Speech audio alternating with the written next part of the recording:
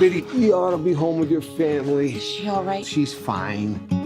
Is that my baby? I've been telling him for years, you gotta figure out what you want to do with Mom when the time comes, because we all know how this thing works. Was so touched by this film, as you play brother and sister, but I love this whole family. You were so believable. Did you guys know each other? No, but we clearly knew of each other. I've been dying to work with this guy for so long, and so that was a dream come true for me.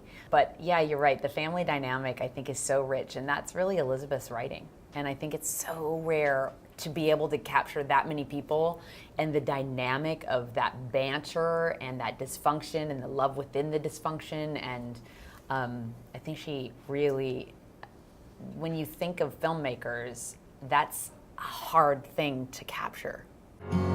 Who's that? Oh, what is that? You know who that is? He's my boyfriend. See? I think it's probably the most honest depiction I've ever seen of a family dealing with Alzheimer's. You want to do what's best for her, you love her, but at the same time, you don't want to be without her. Oh, of course you don't want to be without her, but whatever happens, life is going to deliver that to you, and you cannot actually prepare for it, but you fight for the other one and continue to fight until there's nothing left.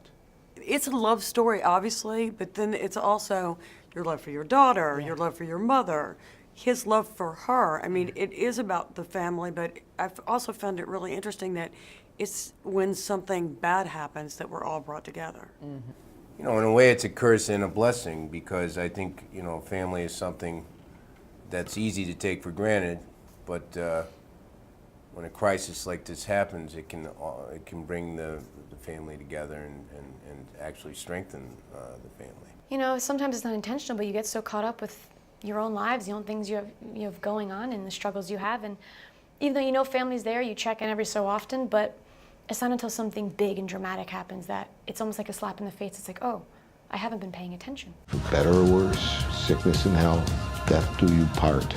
That is the promise. She's my girl. You can't take my girl away from me. I thought this is probably the most honest depiction I've seen of how tough it really is on the kids. Yeah, it's one of the strange things about life is taking care of your parents, you know.